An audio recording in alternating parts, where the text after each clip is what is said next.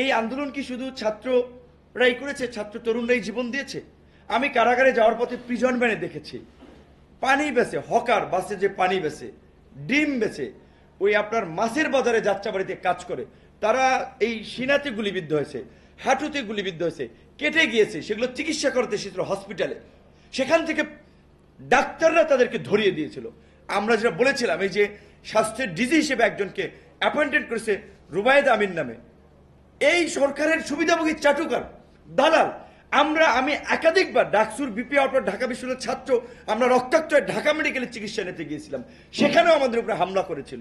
আবরার ফাহাদের আপনার স্মৃতিচারণের প্রোগ্রাম, সেখানে ঢাকা মেডিকেল সেই সময় যারা দায়িত্ব ছিলেন তারা অনেকে আমাদের প্রতি অমানসিক আচরণ করেছেন। এই আন্দোলনের ছাত্রদের পাশে আমরা কাজ করেছি।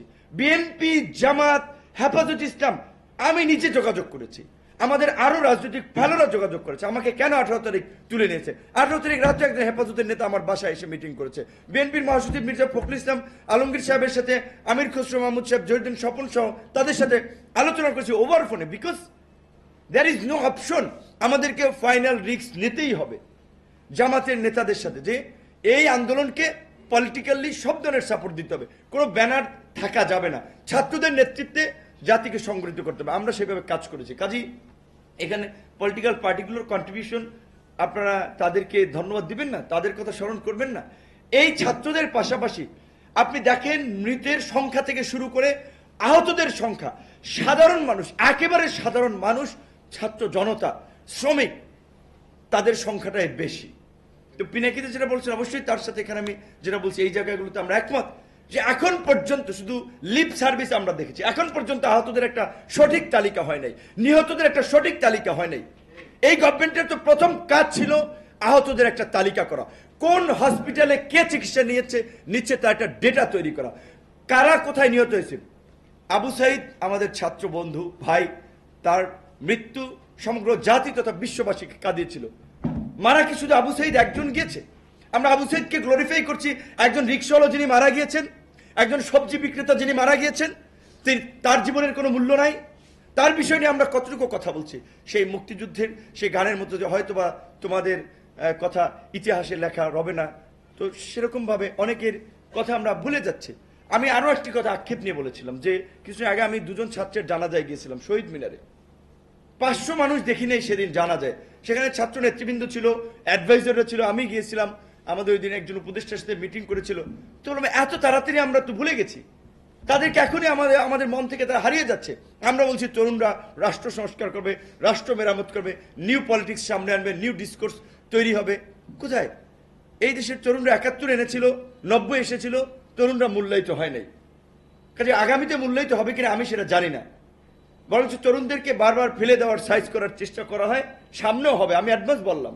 তো এখন আমি যেটা বলতে চাচ্ছিলাম যে এই সরকারের চ্যালেঞ্জের জায়গা থেকে তাদের যে ল অ্যান্ড অর্ডার চ্যালেঞ্জ আপনার স্বাভাবিক করা, সাকাউত সাহেব যে কথা বলেছিলেন তার জন্য আমি প্রতিবাদ করেছিলাম, আমরা সচিবালয়ে কথা বলেছিলাম, কিন্তু এটা ওনাকে একটা ধন্যবাদ দিতে হবে। অল্প সময়ের মধ্যে যেভাবে পুলিশকে একটা লাইন আপে নিয়ে এসেছিল সেজন্য ধন্যবাদ দিতে হবে। কারণ উনি ডেডলাইন দিয়ে বলেছিলেন যে দ্রুত জয়েন না করলে তারা পলাতক হিসেবে গণ্য হবে। এখন পর্যন্ত কিন্তু জেলা উপজেলা পর্যায়ে পুলিশি ব্যবস্থা ফাংশন হয় নাই। আপনাদেরকে বলতেই হয় গতকালকে একটা ঘটনার কথা, তো এটা বুঝবে না। আমরা তথ্য পেয়েছিলাম ওখানে নসরুল হামিদ বিপু, এই সরকার একটা কারাপ্টেড মন্ত্রী, ওই তার হোটেল সারিনা বনানীর ওখান থেকে এই ঢাকা শহরে মাস্তানদেরকে 4 তারিখ অস্ত্র দেওয়া হয়েছিল, টাকা দেওয়া হয়েছিল, ওখানে বিপুল পরিমাণের অর্থ রয়েছে। পরশুদিন এইটা ল এনফোর্স এজেন্সিকে ইনফরমেশন দেওয়া হয়েছে, তারা অভিযান চালানোর জন্য ঘুরে চলে এসেছে, বিকজ আবার কেউ প্রোটেক্ট করছে যে অভিযান না চালানোর জন্য।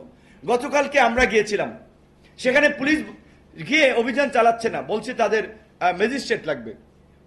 পুলিশ যে একজন এসি বনানী গুলশানের, তিনি কি জানেন না মেট্রোপলিটনের পুলিশ কমিশনাররা ম্যাজিস্ট্রেসি পাওয়ার তাদের আছে?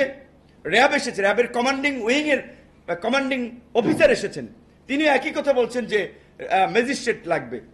তো তাহলে আপনারা অভিযান চালাতে এসেছেন না কলা খাইতে এসেছেন? আপনারা ওইখানে এসে ম্যাজিস্ট্রেট খুঁজতেছেন, আপনি নিয়ে আসবেন না?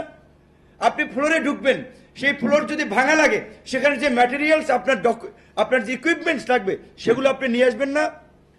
1টা থেকে এই তালবাহানা করতে করতে রাত্র 4টা 26-এ একজন ম্যাজিস্ট্রেট আসছে, তারপরে তারা ওইখানে অভিযান চালিয়েছে। মানে এতক্ষণ পর্যন্ত তাদের এই জিনিসপত্র সরানোর জন্য তারা ব্যবস্থা করে দিয়েছে। সুতরাং এই প্রশাসনে এখন এই সেট আপগুলো কিন্তু রয়েছে। কাজে এই প্রশাসন সরকারকে এত স্বস্তিতে থাকতে দিবে না, নানানভাবে তাদেরকে ব্যর্থ অকার্যকর করার চেষ্টা করা হবে, যেটা পিনাকিদাও বলেছেন।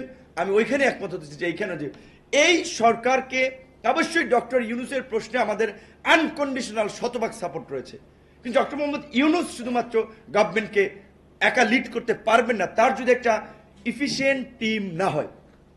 টু বি অনেস্ট বলতে হবে, পুরো টিমকে আমরা ফিট মনে করি না। শুধু দুজন ছাত্র নিয়েছেন, আর ওভার সবই 60+। তাহলে এখানে ইয়ংদের প্রতিনিধিত্বটা কোথায়? ইয়ংদের প্রতিনিধিত্ব আমি বলছি না শুধু বিশ্ববিদ্যালয়ে পড়ুয়া দুজন গ্র্যাজুয়েট ছেলেকে নিয়ে যান। ইয়ং তো শুধুমাত্র এইটাই না, আরও কিছু মিডল এজের 2-4 জন নেওয়া যাবে। বিকজ এখন হ্যাঁ, বয়সের কারণেও তো অনেক ক্ষেত্রে কাজের একটা প্রবলেম হয়। এবং বিশেষ করে এইখানের যারা আছে, হ্যাঁ, তাদের এই যে আমরা যে ডেমোক্রেসির জন্য গত 15টা বছর ধরে ফাইট করেছি, আমার মতো অল্প বয়সে আমরা যে স্যাক্রিফাইস করেছি, এইখানে যারা গভর্নমেন্ট আছে তাদের কার কি স্যাক্রিফাইস কম্পেয়ার করেন? তারা এই গভর্নমেন্টের দ্বারা কতটুকু নির্যাতিত নিষ্পেষিত ছিলেন। লিটন ভাই মতো মানুষ যারা, অনেকে শফিক রেহমানের মতো মানুষ দেশে থাকতে পারেনি শেষ পর্যন্ত, এতটা তিক্ত পরিস্থিতির মধ্যে পড়েছেন। কাজেই এইখানে আমি মনে করি এরকম লোককে এখানে অন্তর্ভুক্ত করতে হবে। এবং ইতিমধ্যেই রাজনৈতিক দলগুলোর মধ্যে কিন্তু নানান ধরনের আলোচনা আছে, এই গভর্নমেন্ট আবার কতদিন কন্টিনিউ করবে, আর একটু অন-11 আবার হবে কিনা, -2 আবার হচ্ছে কিনা। কাজে সেক্ষেত্রে রাজনৈতিক দলগুলোর সাথে যদি সরকারের সম্পর্ক না থাকে, আস্থা তৈরি না হয়, তাহলে কিন্তু পরিস্থিতিটা খুব ভালো হবে না, সামনের পরিস্থিতিটা।